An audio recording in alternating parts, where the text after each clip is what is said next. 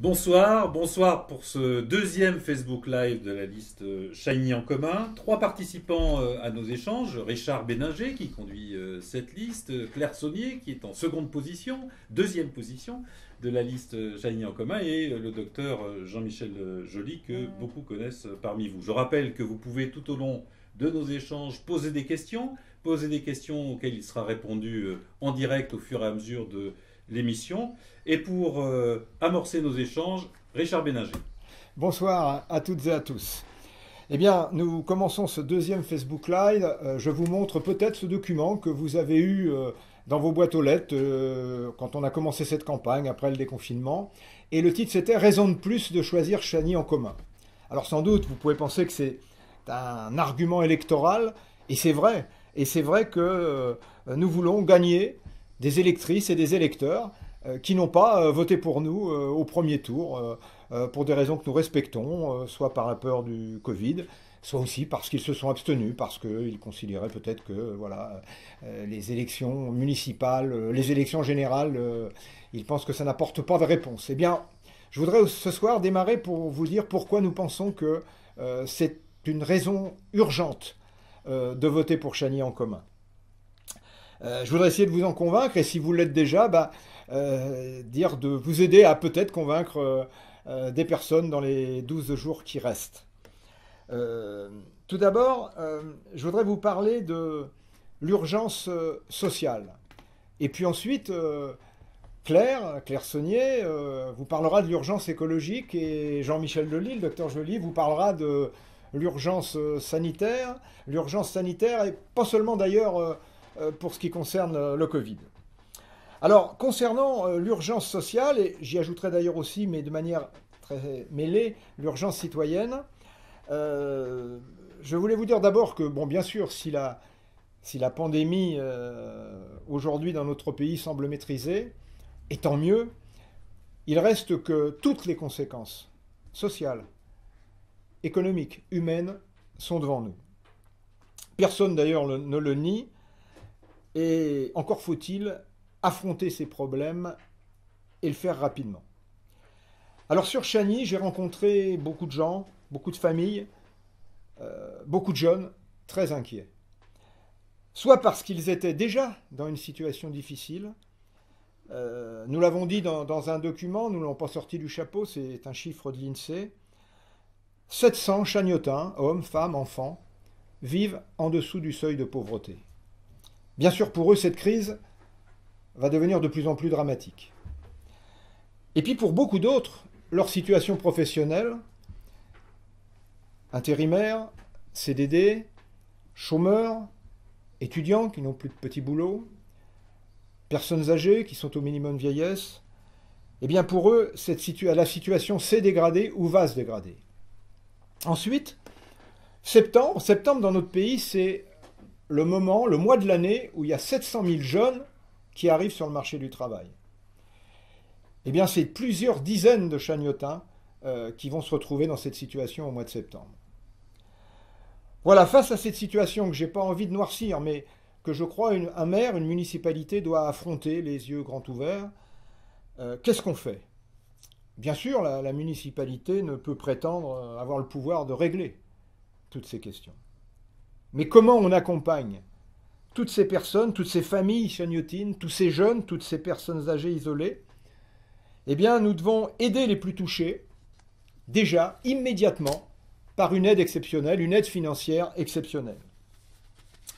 Nous devons, plus largement, informer, accueillir, conseiller sur tout ce qu'ils ont droit dans ce maquis administratif et les accompagner dans leur démarche. Pas un Shagnotin ne doit rester de côté. La solidarité à Shany n'oubliera personne. Alors, pour connaître ces situations, pour définir et apporter l'aide, les conseils, pour accompagner les personnes, eh bien, cette urgence sociale doit être aussi une urgence citoyenne. C'est en fait les deux faces d'une même pièce. Urgence citoyenne, ça signifie que pour connaître ces questions, pour les définir avec précision, je ne crois pas que c'est en restant dans sa tour d'ivoire, enfermé dans son bureau à la mairie, qu'on va pouvoir affronter et régler ces questions. c'est effectivement sur le terrain, avec les citoyens, parce que les citoyens eux-mêmes peuvent se mobiliser pour la solidarité. Je vais prendre qu'un exemple, je connais un petit peu mieux, c'est qu'il y a beaucoup d'associations, leurs bénévoles, leurs dirigeants le savent, la pratique sportive, l'initiation et le rayonnement culturel, les activités de loisirs sont des moyens précieux pour les plus jeunes, mais aussi pour les plus âgés, de garder un lien social, de se sentir plus solidaires les uns les autres, de se serrer les coudes dans les moments où c'est nécessaire, et c'est le moment. Voilà ce que je voulais vous dire pour introduire ce Facebook Live. Et vous voyez bien que, comme on le dit, la solidarité, ce ne sont pas des discours, ce sont des actes. Merci Richard Béninger. Alors je rappelle, vous pouvez poser vos questions en direct et il sera répondu par les 3 participants à ces échanges. Alors Claire Saunier, pour faire repartir l'économie, le MEDEF a réclamé même qu'il soit mis la pédale douce sur les mesures en faveur de l'environnement. Alors, à Chagny comme ailleurs, l'écologie, c'est un problème ou c'est une solution?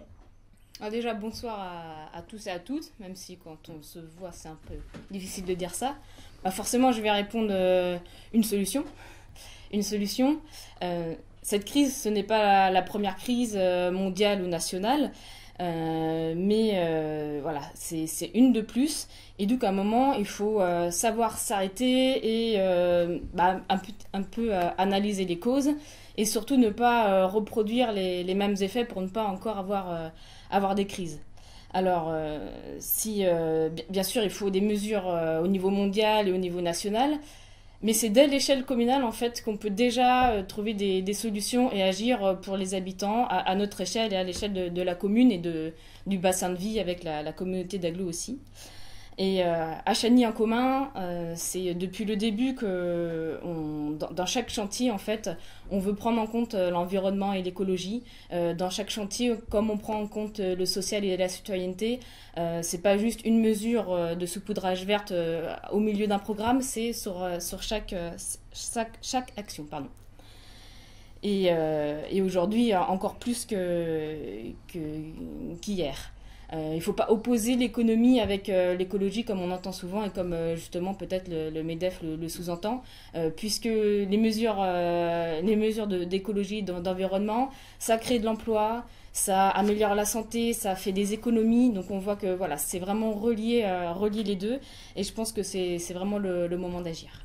Alors Claire Saunier, je rappelle, vous êtes une militante de longue date de l'écologie, enfin de relativement longue date, et vous ne l'avez pas découverte par opportunisme dans la dernière période comme certaines formations. Mais que peut-on faire concrètement à Chagny, à l'échelle d'une ville, pour répondre à ce besoin de protéger l'environnement et les conditions de vie des citoyens?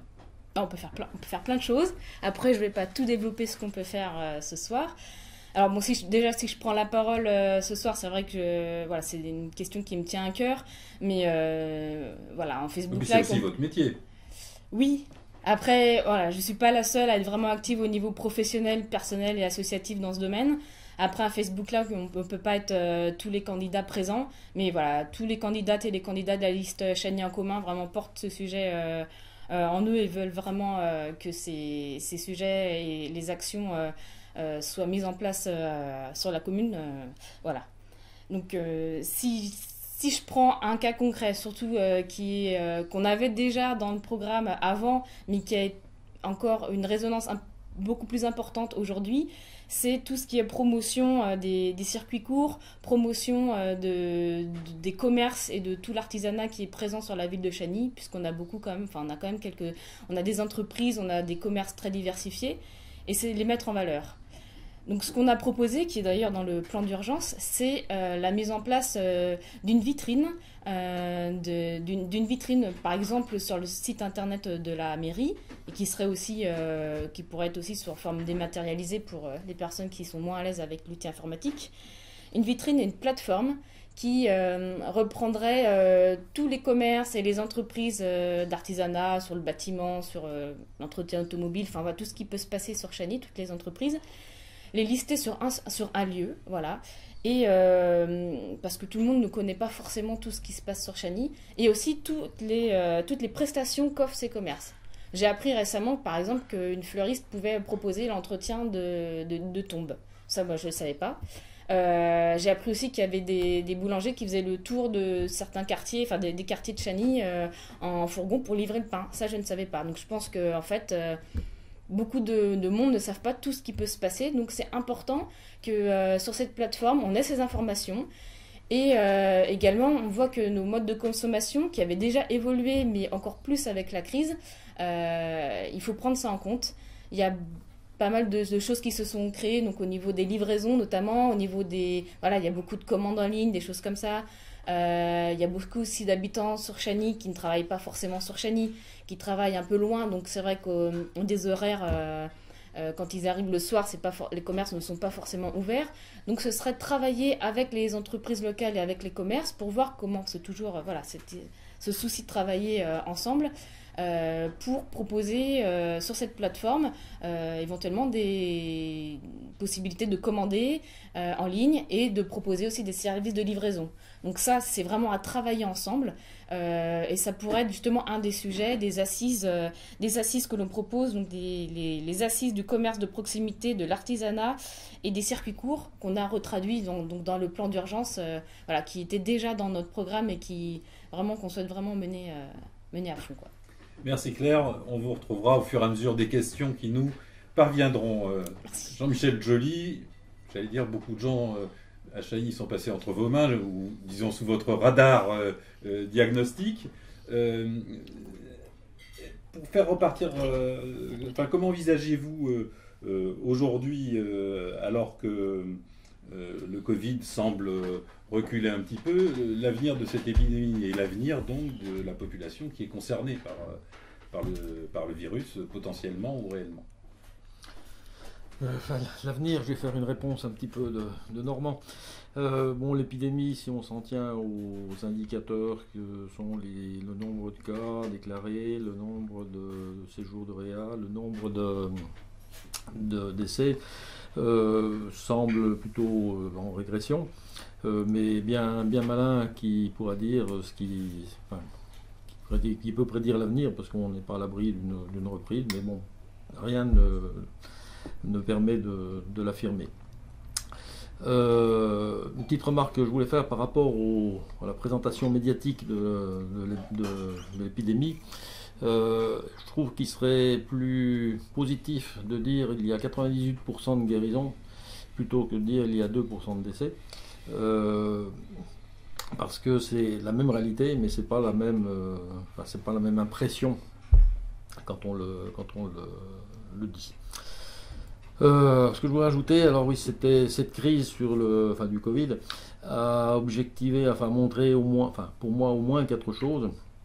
C'était les carences et l'inadaptation des grandes institutions, les grandes institutions telles, il y en a peut-être d'autres, mais le ministère de la Santé, le ministère de l'Éducation, les ARS qui sont les agences de santé qui régulent, l'agence régionale de santé, oui, qui font la loi, depuis le beau temps sur les implantations, sur les orientations sanitaires dans la région. Sur l'immobilisme de certaines collectivités locales en regard des activités développées par d'autres municipalités. La faillite de la bonne gestion financière, dont certains militent pour cette option. Faillite qui a surtout été marquée dans le milieu hospitalier, qui a complètement laminé le facteur humain et qui a eu une évolution, une action très défavorable. Heureusement, les salariés, les employés du système sanitaire, tant les soignants que les administratifs de terrain, ont su s'adapter avec souplesse et avec des décisions adaptées et cohérentes pour faire tourner la machine et que ça fonctionne au mieux. En conclusion de ça, oui, c'était, je disais de dire, c'était c'est au pied du mur qu'on voit le maçon. Et donc vous pensez nécessaire que les collectivités locales assument finalement de nouvelles responsabilités quand elles se trouvent confrontées à ce cas. C'est un épisode nouveau évidemment, mais c'est un épisode nouveau qui peut aussi se reproduire. Oui, effectivement, enfin, le même Covid ou d'autres Covid. Enfin, d'ailleurs, initialement, enfin, petit aparté, je pensais plutôt que le virus il serait informatique, ce qui ne serait pas mieux. Mais donc oui, d'ailleurs enfin, je pense que certains ont sûrement entendu parler de ça. Il y a une réunion un petit peu comme le Grenelle de l'environnement, mais qui s'intitule le Ségur de la santé, qui est mis sur les rails depuis peu, enfin depuis le mi-juin, et qui doit s'achever fin juillet, où dans les directives énoncées par la direction de la santé, enfin, on prévoit, oui, de solliciter un petit peu les mairies, les départements, et de tenir compte des problèmes, de l'avis des soignants de terrain, quoi. Alors, est-ce que ce sont de bonnes paroles, est-ce que ce sont de belles paroles plutôt, de bonnes intentions? On verra les conclusions qui en sortiront et leur application, c'est surtout ça. Merci Jean-Michel. Donc maintenant on va passer aux premières questions qui nous sont parvenues. La première question qui émane de Jean-Luc. Toutes ces mesures que vous proposez, peut-être que là ça s'adresse plus particulièrement à Richard Béninger, ce sont beaucoup de dépenses. Est-ce que le budget de la commune peut les supporter? Écoutez, vous savez que je crois avoir toujours été... j'ai jamais pris les questions financières à la légère. D'abord, comme dirigeant d'entreprise, ensuite comme dirigeant national d'une association qui collectait des dons, j'ai toujours été confronté à la rigueur et à la gestion budgétaire. Mais le réalisme, c'est pas renoncer au projet et gérer à la petite semaine obsédé par la calculette et l'équilibre comptable à court terme. Nous disons, dans une situation exceptionnelle. Eh bien, écoutez, regardez d'un seul coup la valse des milliards qui sont annoncés, alors que les mêmes qui les annoncent nous expliquaient il y a quelques mois encore qu'il n'y avait pas d'argent, que les contraintes de Bruxelles nous interdisaient, que la dette, etc., etc. Et donc, eh bien, cet argent, il en faut pour les collectivités locales. Il en faut pour les collectivités locales, et d'ailleurs, d'une certaine manière, Jean-Michel le disait à l'instant, on nous explique, y compris sur ces questions de la santé, que les maires, les municipalités doivent jouer encore un rôle plus important dans ce domaine. Évidemment que ça doit s'accompagner de moyens plus importants, et donc il faut qu'on aille chercher cet argent. Alors, on va aller le chercher, et j'allais dire, on va aller le chercher à tous les niveaux. Au niveau des ministères, au niveau des régions, au niveau du département, au niveau de la com d'agglo. Eh bien, ça sera absolument indispensable pour pouvoir financer ces mesures qui demandent des dépenses importantes, ne le cachons pas. Mais nous allons aussi démontrer que tous nos projets, ce sont des projets sérieux, ce sont des projets indispensables pour les Chagnotins, et ce sont effectivement des projets qui servent l'intérêt général. Alors, on l'a déjà dit, je le répète, chaque euro dépensé sera un euro utile pour les Chagnotins. Et donc, et puis je veux confirmer aussi aujourd'hui, parce que d'abord c'est une question qui préoccupe aussi chacun dans ce contexte, il n'y aura pas d'augmentation d'impôts. Ça ne peut pas être un vœu pieux, il n'y aura pas d'augmentation d'impôts parce que les gens n'en peuvent plus. C'est ce que je disais à l'instant tout à l'heure quand je parlais de l'urgence sociale. Voilà comment nous allons financer ces dépenses dans cette situation exceptionnelle.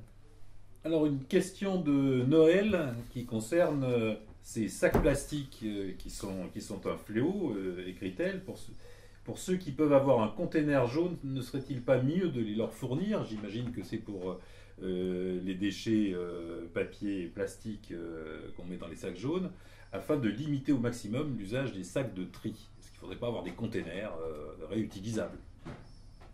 Claire? Du coup, je me décale un peu. Alors sur les déchets, ça va être sur Chagny, c'est le CIRTOM qui est la collectivité qui s'occupe de la gestion des déchets. Ensuite, en tant qu'élu de la commune adhérente au CIRTOM, donc Chagny sera représenté. Effectivement, il y a pas mal de choses au niveau des déchets qu'on pourrait améliorer. Alors, historiquement, je ne sais pas pourquoi il n'y a pas de bac et pourquoi ce sont des sacs, effectivement. Donc il faudrait voir, c'est probablement par rapport aux collectes. Là, moi, je ne connais pas l'historique, mais effectivement, chaque semaine, tous les 15 jours, ce sont ces sacs jaunes. Donc ça, c'est un travail à faire au sein du CIRTOM.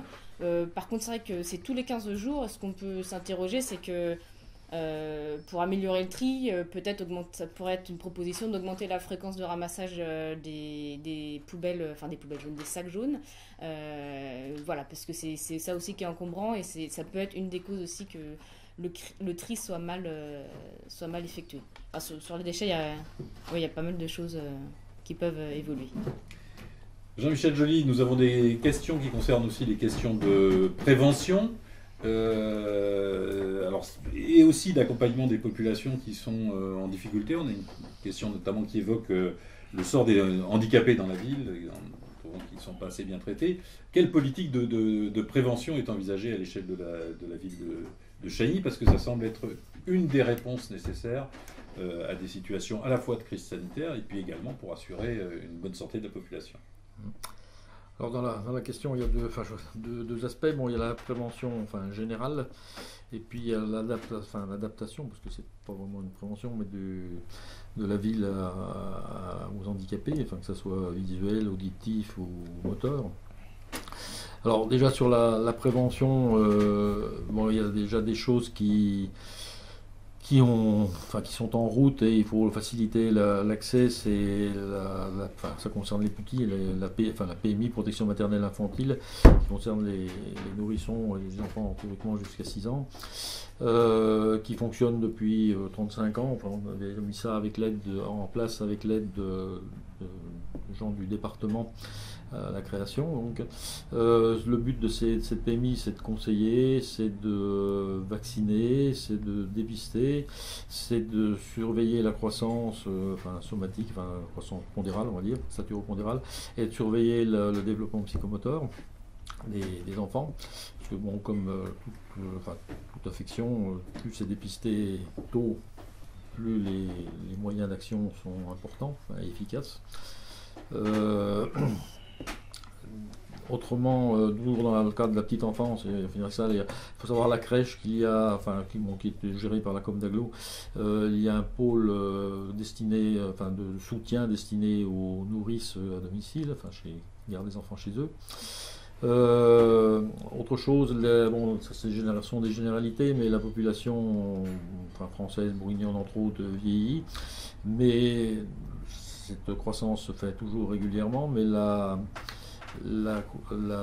l'espérance de vie en autonomie diminue de manière significative depuis 4 ou 5 ans, ce qui pose quand même problème. La cause, je ne connais pas, mais c'est le constat. Alors, ce qu'on peut dire pour ça, il faut lutter contre ces pertes d'autonomie qui aboutissent à des handicaps qui peuvent donc gêner la vie de tous les jours. C'est stimuler créer des cours, c'est peut-être un grand mot, mais des actions de diététique et de mise en pratique culinaire pour s'alimenter au mieux. Il faut savoir qu'il y a 30% de personnes de plus de 70 ans qui sont dénutries, qui vivent chez elles. Pour agir sur l'activité psychique, on va dire, cognitive, le terme exact, en stimulant la mémoire, par des ateliers mémoire, ce qui se fait un petit peu sur Chagny, par la création aussi d'ateliers d'écriture, par la création d'ateliers de lecture, par des activités jeux qui sont d'ailleurs aussi un petit peu organisées, et par les soutiens à l'activité, manipulation de l'informatique. Ensuite, favoriser l'activité physique. Alors j'avais proposé, enfin je vous dis, la réunion qu'on avait fait initialement avant le 15 mars, l'emploi d'un éducateur sportif spécialisé, ce qui s'appelle l'APA, c'est-à-dire activité physique adaptée, qui permet de stimuler l'activité physique, la marche, l'équilibre, les assouplissements, pour lutter contre les ankyloses qui sont génératrices de handicap. Et puis, ce même éducateur sportif pourrait aussi participer à l'orientation, à l'exercice des petits, avant qu'ils intègrent un club. J'avais aussi, je me bats un petit peu pour la création d'un CLIC, centre de coordination, centre local d'information et de coordination qui s'adresse au public handicapés ou vieillissants pour la demande de différentes allocations donc c'est une activité de conseil, de mise en route et d'assistance à la rédaction des demandes. Pour ça, il faudrait un point informatique, un accès informatique avec accès à Internet et d'une personne qui aide à la manipulation. Et ça doit être avec le département. C'est en association avec le conseil général, le conseil départemental maintenant, oui. Et vous vouliez aussi donner un autre sens et peut-être un autre rayonnement au centre de santé. Oui, alors ces activités-là pourraient s'intégrer dans le pôle santé bien-être et lui redonner sa vocation originelle, avec la création d'activités de dépistage de maladies chroniques telles le diabète, l'hypertension, l'ostéoporose aussi, et puis de participer localement aux campagnes de dépistage nationales de cancer, cancer du sein, cancer du côlon, de l'intestin, qui sont, lorsqu'elles sont sollicitées localement, ont plus d'impact que quand la décision vient du haut.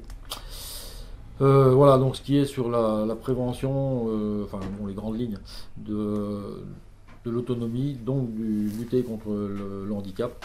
Je ne parlerai donc pas trop de l'aménagement du territoire, communal, mais voilà.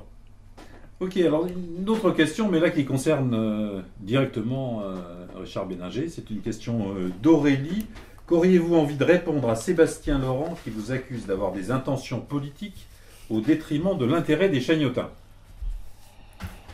Oui, bien écoutez, oui, j'ai vu comme d'autres que il y avait eu donc une réaction de Sébastien Laurent pour parler des listes en présence, et puis qui a découvert, ou a fait semblant de découvrir, que j'avais été, alors dans les années 90, directeur général de l'Humanité.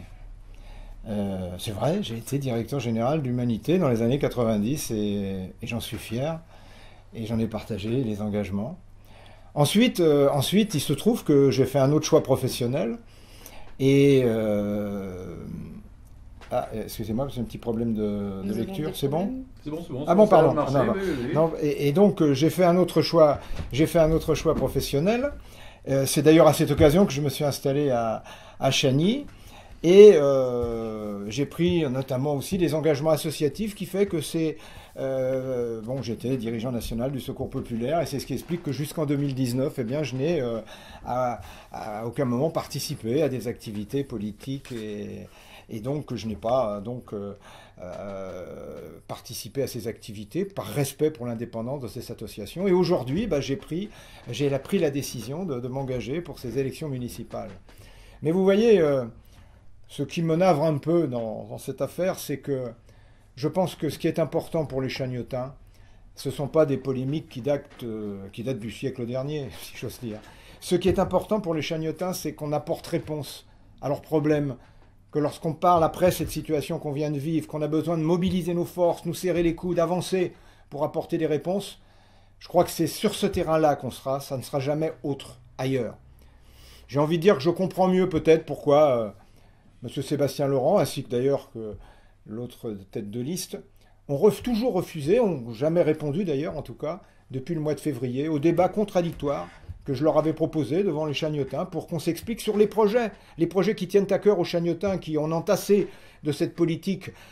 C'est d'ailleurs pour ça qu'ils se détournent de la politique. C'est qu'il faut que nous avons la responsabilité de donner une image forte de la politique, qui s'intéresse aux besoins des gens, qui sont plus près de leurs difficultés.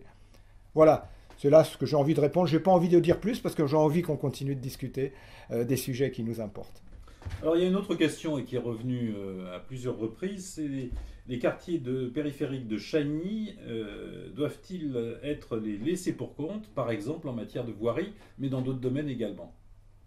Bien oui, moi j'ai été frappé, alors pas seulement dans mon quartier à Bellecroix, puisque j'ai eu l'occasion d'en parler avec beaucoup de ses habitants, mais dans les différents quartiers que nous avons, sur lesquels nous sommes allés, et d'ailleurs nous continuons d'y aller, puisque nous avons souhaité tous les samedis, là, jusqu'à samedi prochain, aller dans chaque quartier faire une permanence. En fait, c'est un peu une préfiguration de ce que nous voulons faire quand nous serons élus. C'est-à-dire faire en sorte que, et c'est une réponse sur le fond à cette question d'une certaine manière, c'est que déjà les quartiers, pour comprendre ce qui s'y passe, il faut y aller, il faut que les élus y soient présents, rencontrent les habitants, écoutent les habitants, partagent leurs préoccupations. Et alors les questions évidemment, il y a des questions de voirie, il y a des questions d'éclairage, parce que je pense ces questions, parce qu'elles m'ont souvent été posées. Là aussi, il y a des solutions. Et ce n'est pas forcément des dépenses extraordinaires. Et là, on peut y apporter des réponses. Je pense la question de l'éclairage, la possibilité d'utiliser maintenant des moyens modernes qui permettraient de faire en sorte que l'éclairage puisse, y compris être mis en œuvre de manière spontanée et automatique quand des personnes se rapprochent. Ça permettrait effectivement qu'en sortant de tel ou tel endroit, ou pour des raisons aussi de sécurité qui préoccupent les gens, eh bien, ça soit éclairé convenablement. Alors, toutes ces questions, c'est des questions qui sont posées. Mais encore une fois, c'est pas en opposition avec ce qui se passe au centre-ville. Par exemple, on veut pouvoir tester une navette qui pourrait effectivement aller du centre des quartiers au centre-ville et à la gare en particulier, parce que ça, je crois que c'est une préoccupation importante. Donc vous voyez, il faut qu'on fasse en sorte que dans les quartiers, les gens n'aient pas le sentiment qu'ils soient délaissés, qu'ils n'ont pas la possibilité, et on l'a vu encore d'ailleurs pendant cette période de crise, où des gens des quartiers avaient des difficultés. D'ailleurs, des initiatives ont été prises par des candidats, pas au nom de la liste, mais par des candidats de la liste, bien pour organiser, avec d'ailleurs un numéro d'urgence, pour aller faire les courses des gens dans les différents magasins, etc., etc. Voilà, encore une fois, c'est une question très importante que de ne pas délaisser les quartiers. Et évidemment que la question du centre-ville, j'ai eu l'occasion de le dire à notre dernière émission, eh bien la question du centre-ville, la question des commerces au centre-ville, on le voit bien à travers cette question sur le quartier, ce n'est pas que l'affaire du centre-ville, ce n'est pas que l'affaire des commerçants, c'est vraiment l'affaire de l'ensemble des Chagnotins. Alors il y a une autre question à nouveau de Noël qui concerne le parc Mitterrand. Est-ce que vous pensez réhabiliter le parcours Vital? Alors je ne sais pas, il faut voir entre Claire peut-être ou Jean-Michel qui... Alors Jean-Michel. Puis j'en dirai un mot aussi. Ce parcours, c'est pareil, il existe depuis une trentaine d'années. Je ne sais pas, il a toujours été un petit peu négligé par les Chagnotins, plus ou moins bien entretenu d'ailleurs, ce qui ne favorise pas son accès. Mais peut-être aussi parce qu'il est mal signalé, et on va souvent, les gens vont souvent se promener à celui de Fontaine, qui est à 7-8 km, alors qu'il y a la même chose ici. Donc pour l'activité physique et autres, ça serait une bonne initiative de le remettre aux normes et en état. D'accord, Richard? Ah oui, écoutez, ça, évidemment, pour ceux qui ont l'occasion de me croiser parfois au bord du canal en train de courir, puisque j'essaie de le faire 2-3 fois par semaine et donc ils savent que je suis un adepte de la course à pied.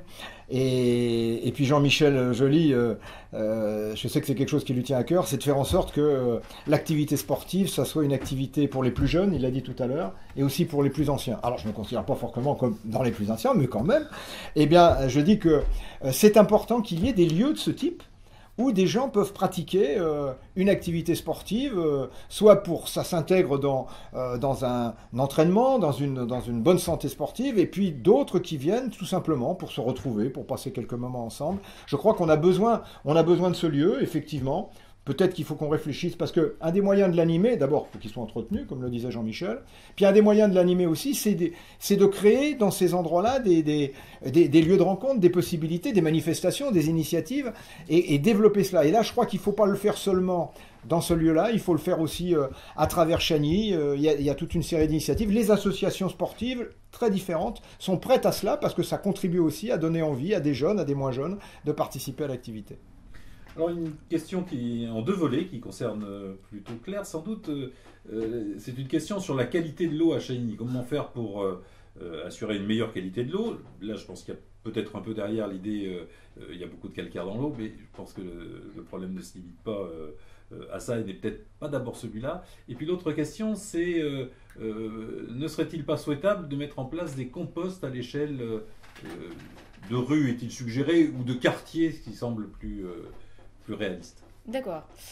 Sur l'eau, alors effectivement le calcaire, ça va être compliqué de changer puisqu'on est sur un sous-sol calcaire, donc voilà, forcément on va rester sur une propriété de l'eau au robinet qui va être calcaire.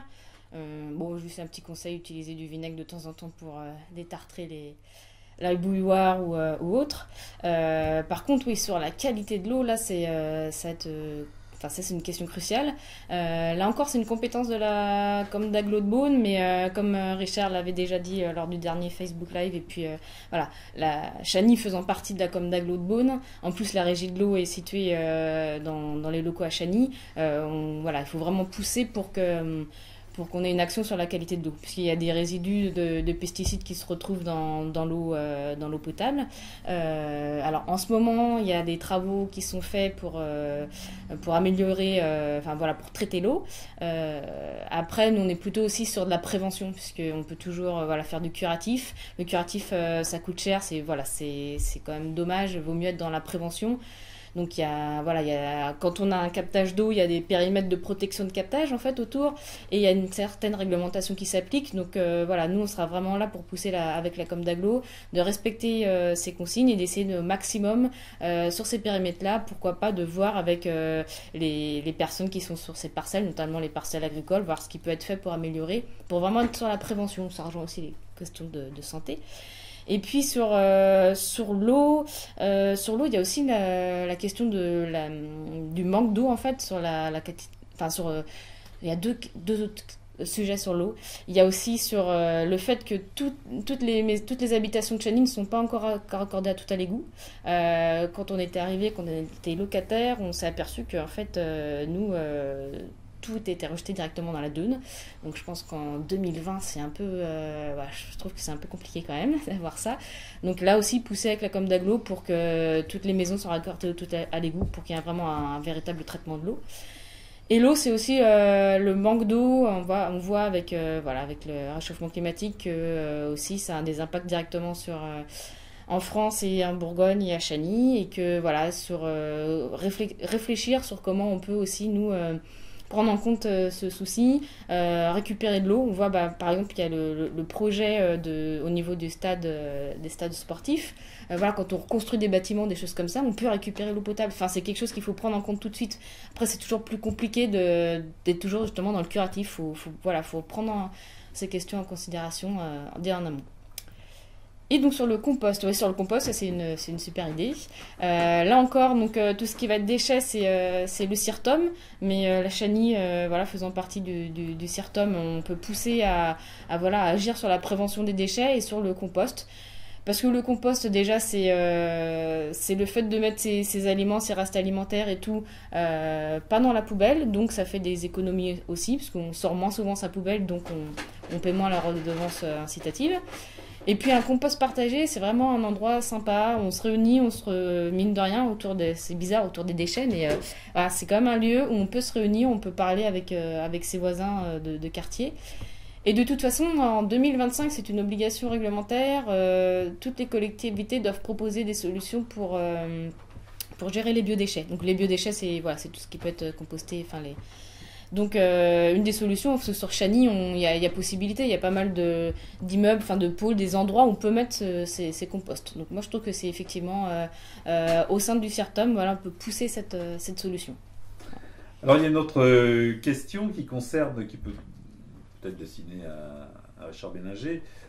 Avez-vous des idées pour faire vivre le bâtiment qui est au port, le bâtiment capitainerie du port, le long de la voie verte? C'est un bâtiment qui est presque toujours fermé. Et à quelle utilité ou à quel usage pourriez-vous le destiner? Question de Caroline. Bien, écoutez, je vais essayer de répondre à Caroline sur cette question, parce que c'est vrai que, bon, j'ai dit pourquoi je passais très régulièrement devant ce bâtiment. Je pense que c'est effectivement, il peut y avoir un décalage entre ce bâtiment, ce qu'on voit, et puis la réalité de la manière dont on peut le faire vivre. Alors il faut trouver des occasions, et alors évidemment il y en a qui sont intéressantes. D'ailleurs il y a eu les apéroports qui ont été organisés, qui étaient très sympas et qui vont peut-être se poursuivre quand les conditions sanitaires le permettront, j'espère le plus vite possible. Et puis il y a aussi d'autres occasions. Alors bon, je sais bien que c'est aussi l'occasion, malheureusement encore une fois cette année, puisque il n'y aura pas de feu d'artifice le 14 juillet. Mais il y a aussi peut-être des initiatives à prendre moins spectaculaires. Mais là aussi, peut-être en s'adressant aux associations qui seraient volontaires, en leur donnant la possibilité d'investir ces lieux pour des rencontres, des initiatives les plus diverses. C'est un espace très agréable, où on retrouve évidemment les péniches, et c'est l'endroit où on part sur la voie verte, sur le canal, etc. Donc je pense que c'est important qu'on puisse en faire un endroit de rencontre, et avec des manifestations régulièrement, tout au long de l'année d'ailleurs, parce que bien sûr entendu on passe à la haute saison, mais je crois que même l'hiver, ça peut être un endroit où on peut imaginer des choses. Et peut-être pour poursuivre, alors là c'est une question qui vient de ma part, hein, c'est pas une question qui est posée, mais qu'est-ce que vous envisagez en matière de tourisme vert? Il y a une voie verte qui est assez impressionnante à Chagny, et en matière de tourisme, on sent bien que la ville pourrait parier sur un tourisme sans doute responsable et populaire. Comment vous voyez ça? Peut-être tu veux dire un mot là-dessus? Oui, on peut faire 3 voix même, ouais. Allez, vas-y, commence Claire peut-être, et puis voilà. Là, c'est vrai que quand on regarde une carte, en fait, on se rend compte que, une carte avec les différentes voies vertes notamment, Chagny c'est au centre de plein de voies vertes. On peut aller à Châlons, on peut aller à Saint-Léger, on peut aller à Centenay et après à Nolay, on peut faire des boucles qui sont vraiment sympas. Et on se rend compte que ce tourisme cycliste, c'est vraiment quelque chose qui prend de l'ampleur, même il y a la gare à Chagny, donc c'est vrai que moi je prends par exemple le vélo pour aller au travail, je le monte dans le train, et on voit qu'il y a beaucoup de personnes qui sont avec les sacoches, etc. Donc c'est vraiment un tourisme qui prend de l'ampleur. Et dans les communes environnantes, il y a eu pas mal justement, ils ont pris à partie ça. Ils font des accueils vélos, vraiment, enfin, les cafés-restaurants, des hébergements sont vraiment labellisés accueil vélo. Donc je pense qu'on a vraiment un rôle à jouer en étant vraiment un des centres, pas mal de voies vertes. Relier la gare, il faut que ce soit plus visible en fait, parce que la voie verte, elle traverse pas le centre de Chagny, donc il faut vraiment qu'on axe pour que les personnes aillent aussi dans le centre, et on a le camping, on a toute une architecture qui fait que un tourisme, ce qu'on appelle tourisme vert, c'est mobilité douce, c'est au camping, c'est vraiment quelque chose et puis des hébergements aussi, accueil chez l'habitant, il y a des systèmes qui existent, Warm and Shower, c'est pour accueillir justement les cyclistes qui ont envie aussi des fois de prendre une bonne douche et qui ne font pas forcément aller à chaque fois au camping ou des choses comme ça. C'est communiquer, je pense que c'est vraiment communiquer et aménager donc avec le département, puisque les voies vertes, c'est aussi des compétences du département, et faire jouer la capitainerie autour du vélo, quoi. Autour du vélo, il y a quelque chose de fondamental à mettre en place, notamment. Oui, simplement ajouter, par un mauvais jeu de mots, que tourisme vert, c'est aussi penser à la viticulture, à la gastronomie et à tout ce que ça représente dans notre patrimoine chagnotin.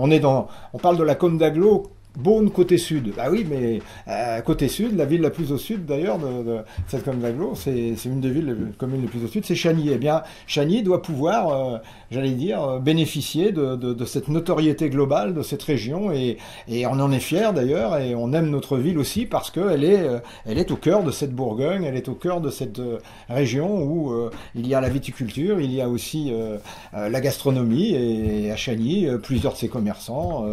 Ces restaurants eh bien, contribuent à cela et je crois que nous devons mettre en avant ce tourisme et contribuer à faire en sorte aussi que les Chagnotins soient beaucoup plus partie prenante et aient la possibilité, et on revient à ce souci-là, il faut que tous les Chagnotins qui le peuvent puissent avoir les moyens d'être fiers de ce tourisme sur Chagny.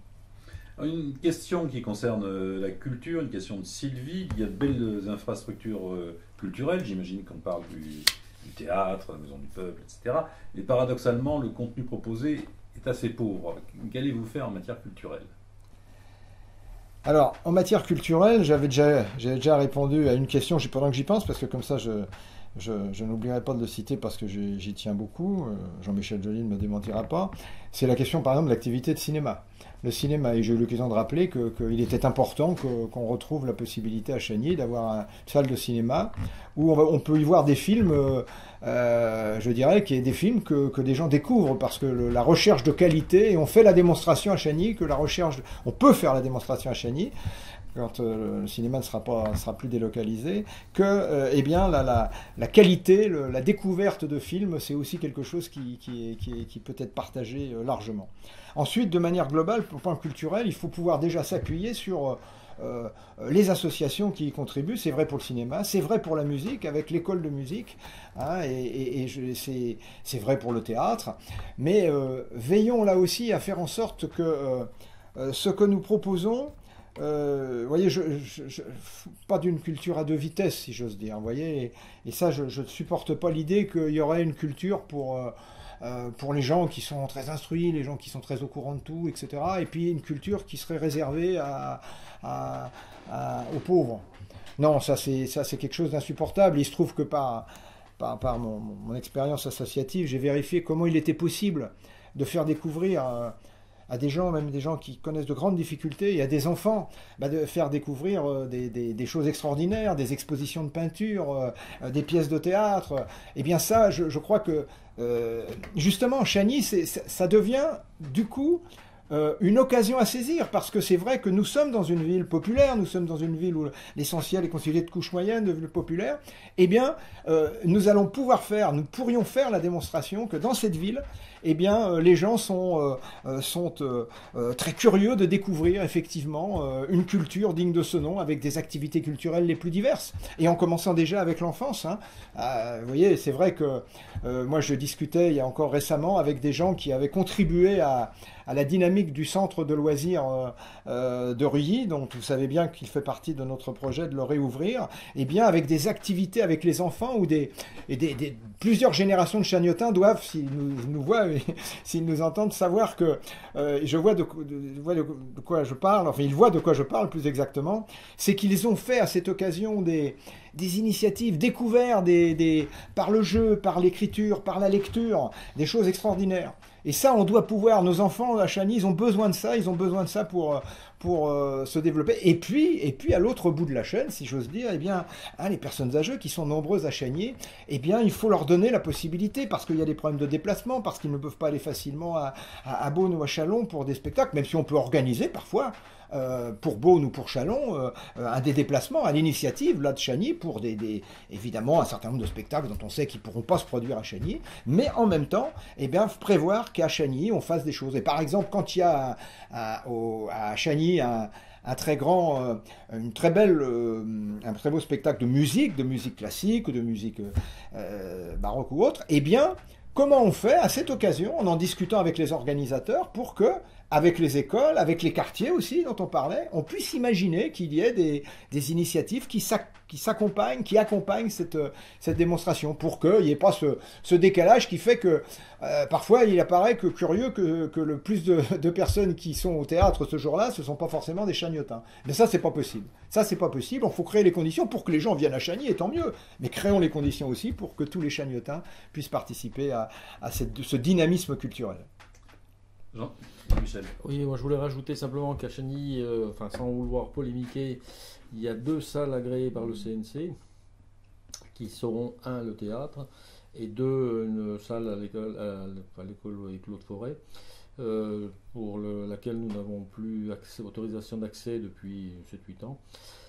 Le CNC, c'est le Centre National du Cinéma. Oui, parce que pour faire des projections publiques, il faut que la salle, si on fait une projection privée, on peut projeter n'importe où, mais si on fait une projection publique, il faut que la salle soit agréée par le CNC. Alors, quels sont les critères d'agrément, je n'en sais pas plus, mais donc on dispose de 2 salles, dont une qui n'est plus tout à fait effective, parce que elle est encombrée de choses, mais il y a toujours le théâtre. Et voilà. Et puis je voulais aussi rajouter sur la question précédente, l'accès l'accès du port de Chagny au centre-ville pourrait bénéficier, la communication entre les deux pourrait bénéficier d'une piste cyclable. Un accès cycliste qui favoriserait l'accès au centre-ville, parce qu'il y a bien un panneau centre-ville à 5 minutes à pied, mais voilà. D'accord. Alors, une autre question de Clotilde. Pourriez-vous aider les AESH? Alors, les AESH accompagnant d'élèves en situation de handicap, les AESH de Chagny dans leur lutte. Nos conditions de travail sont déplorables, écrit-elle, et se détériorent d'année en année. Nous vivons en dessous du seuil de pauvreté. Éventuellement, pourriez-vous nous aider à nous faire entendre auprès du ministère de l'Éducation nationale? Bien, vous voyez, quand il s'agit des questions qui ne sont pas directement de la compétence de la municipalité, évidemment, l'honnêteté doit dire que nous ne pouvons pas directement intervenir sur la situation. C'est vrai pour les AESH, c'est vrai aussi d'une manière générale dans l'éducation nationale, par rapport aux professeurs des écoles, par rapport à tout cela, nous ne pouvons pas directement intervenir. Seulement, je veux rajouter quand même une chose, c'est que il n'est pas indifférent, justement, pour ces personnes, et on pourrait vraiment le généraliser, je crois, à beaucoup de Chagnotins, il n'est pas indifférent, devant leurs difficultés qu'ils rencontrent par rapport à leur situation, de savoir que la municipalité est avec eux, les encourage, intervient au niveau qui est le sien, mais auprès des pouvoirs publics y compris. Et puis, en plus de cela, concernant la situation de ces ASH, quand ils sont directement en intervention sur la ville, par exemple Chagny, il est clair que là, la municipalité peut contribuer d'une manière ou d'une autre, dans des formes qui restent à chaque fois déterminées, pour voir comment on peut aider. Concernant les professeurs des écoles, les quelques rencontres que j'ai pu avoir là, dans le cadre même avant la campagne, je sais qu'ils sont préoccupés de savoir comment la municipalité peut mieux accompagner les professeurs dans leur activité, y compris dans les activités d'aide et de soutien scolaire, même si c'est de leur responsabilité, il est clair que la municipalité là peut y contribuer tout simplement en mettant les locaux à disposition et trouver toutes les formes qui peuvent aider. Voilà ce que je peux répondre dans ce cadre-là, qui peut contribuer à soutenir, et je les soutiens, les AESH, mais qui peut aussi y retourner. Voilà. Autre question de Noël. Est-ce que vous pourriez mettre en valeur les sites qui font l'histoire de Chagny, ainsi que les personnes connues qui sont nées ou qui ont vécu à Chagny? Oui, c'est une très bonne idée. C'est une très très bonne idée. Je trouve que évidemment qu'on crée cela et alors là c'est toujours la même chose. D'abord, il y a déjà des initiatives qui sont prises de manière ou à travers des associations ou à travers des personnalités d'ailleurs de Chagny qui ont contribué des fois en écrivant des ouvrages.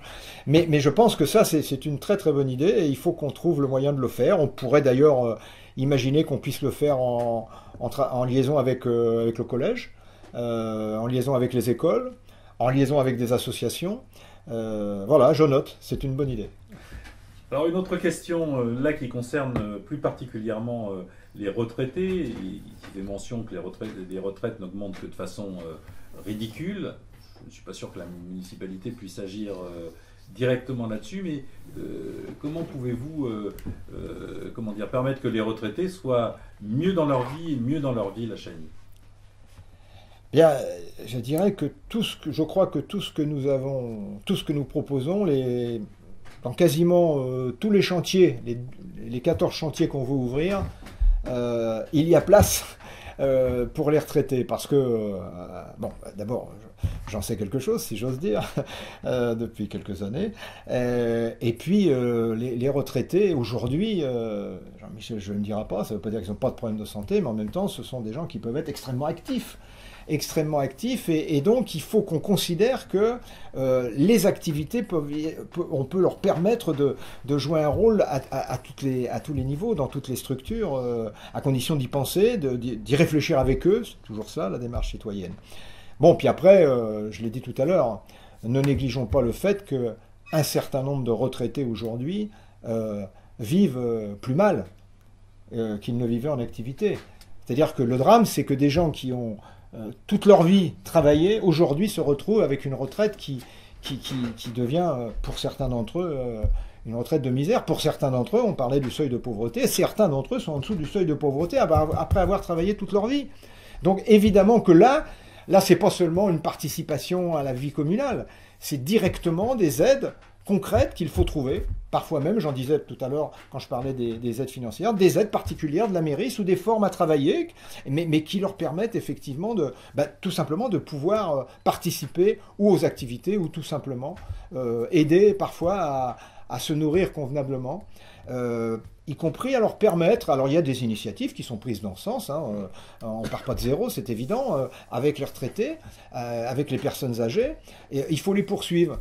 Mais peut-être là aussi les poursuivre avec... vous voyez, moi je ne suis pas contre qu'on fasse on retrouve à un moment donné, une fois par an, les retraités, il y a un banquet des retraités, il y a un banquet des personnes âgées, etc. Mais vous voyez, est-ce que ce n'est pas là aussi l'occasion à réfléchir pour que il y ait un brassage de générations et qu'on trouve comment les enfants... Moi, j'ai vécu ces expériences, vous voyez, j'ai vécu ces expériences quand on a, et ça, Jean-Michel pourra en parler beaucoup mieux que moi, quand dans un EHPAD, eh bien, il y a des enfants qui viennent et qu'on fait... Mais c'est extraordinaire comment les enfants et les personnes âgées... Alors, on peut se dire, les personnes âgées sont très heureuses de rencontrer les enfants. Oui, mais les enfants sont aussi heureux de se retrouver, de parler, de rencontrer ces personnes âgées. Alors je sais bien qu'en ce moment, c'est pas forcément à l'ordre du jour, encore qu'il semble que les choses là aussi vont s'arranger. Mais voyez, tout ce qui concerne la vie, il faut la concevoir, non pas seulement par catégorie, si je puis dire, mais vraiment pour faire en sorte que ces catégories se rejoignent, se retrouvent et qu'on puisse organiser l'activité en conséquence. Et puis d'abord... déjà donner la parole aux retraités pour qu'ils nous disent ce qu'ils ont envie de faire et si ce qui se passe aujourd'hui convient. Alors, on arrive vers la fin de ce Facebook Live, mais moi j'ai été frappé à plusieurs reprises, vous avez dit « Ah tiens, bonne idée, ah tiens, bonne idée ». D'abord, ce n'est pas forcément la réaction aujourd'hui de la municipalité quand des citoyens ou des associations leur font des propositions. Mais est-ce que ça n'implique pas, si vous voulez poursuivre et mettre en œuvre cette démarche, un autre type de rapport avec les citoyens, avec leurs paroles, leurs idées, leur engagement dans la vie de la ville? Vous savez, il y a dans la première affiche qu'on a sortie, l'affiche officielle, on a mis une phrase. « Aucune décision importante ne sera prise sans que vous soyez informés, consultés, associés. » Alors c'est une phrase. Mais c'est l'ADN, l'ADN ou comment dire, je sais pas, l'ADN en tout cas vraiment le point fort de notre... C'est pour ça qu'on a fait cette liste à Chagny. C'est parce qu'on pense que les projets, les initiatives, tout ce qu'on veut ne peut aujourd'hui se réaliser convenablement avec une chance de réussite si on ne met pas, on n'associe pas les citoyens pour déterminer à partir de leurs besoins comment on fait. C'est comme ça qu'on gère. C'est vrai dans le privé, parce qu'on reproche beaucoup de choses. On m'a jamais reproché encore d'avoir été directeur dans le privé, mais ça viendra peut-être. Mais c'est vrai que c'est comme ça qu'on peut arriver à faire avancer les choses. Et donc, la démarche citoyenne, c'est à tous les niveaux que ça doit se réaliser. Donc, y compris on parlait des questions financières. Même le budget communal, alors évidemment, il y a un budget communal, c'est la responsabilité de la municipalité d'organiser le budget. Il y a déjà un budget 2020 qui est voté, on va le mettre en œuvre et on verra comment on va adapter avec les décisions modificatives pour aller dans le sens des propositions qu'on fera dès le mois de juillet si nous sommes élus. Eh bien, mais il y aura aussi un budget participatif. Qu'est-ce que ça veut dire? Ça veut dire qu'il y aura la possibilité, il y aura une partie, jusqu'à 10% du budget, qui pourra être géré par les citoyens. Et il y aura des initiatives qui seront prises. Alors, on a le temps d'en parler, ça sera pour 2021 si on est élu. Eh bien, mais on permettra aux citoyens, pas seulement de donner un avis, mais y compris de pouvoir décider très concrètement dans leur quartier ou à l'échelle de la commune en fonction des projets. Voilà, c'est un exemple. Bon, alors, il faut qu'on termine. Je vois que l'horloge, il y a presque le bip bientôt. Mais voyez, ça, je serai intarissable sur le sujet et Claire aussi et Jean-Michel aussi, parce que ça, c'est ça pour ça qu'on a fait cette liste. C'est pour ça qu'on a cette liste qui est aussi unie, aussi soudée, aussi enthousiaste, et aussi engagée, mais engagée pas au sens politicien du terme, engagée parce qu'on a besoin de faire tourner la page à Chagny. Oui, c'est clair et net, on veut tourner la page à Chagny, pas pour bousculer les choses, au contraire, pour les enrichir, pour les construire, pour arriver à ce que les Chagnotins soient fiers et heureux de vivre à Chagny. Merci Richard, merci Claire, merci Jean-Michel. C'était pas le mot de la fin pour Richard Béninger, puisque nous aurons un autre Facebook Live. C'est vrai. Vous pouvez vous préparer et préparer des questions si vous avez des sujets qui vous trottent dans la tête d'ici à notre prochain rendez-vous. Vous pouvez aussi demander à vos amis, à vos connaissances de se brancher pour le prochain Facebook Live. Et puis vous aurez l'occasion sur le site de Chagny en commun de redécouvrir et de partager, parce que c'est très important de les faire connaître au plus grand nombre, les moments forts de nos entretiens et des réponses à nos questions. Et puis j'ajouterai encore que la liste Chagny en commun organise des rencontres dans les quartiers. Beaucoup ont déjà eu lieu. Il y en a samedi, il y en aura dans plusieurs quartiers. Oui. Et puis nous pourrons ainsi multiplier les échanges, les rencontres, les questions et les réponses, de sorte que vous ayez toutes les cartes en main pour voter le 28 juin. Merci à vous tous et à bientôt. Merci, à bientôt. À bientôt.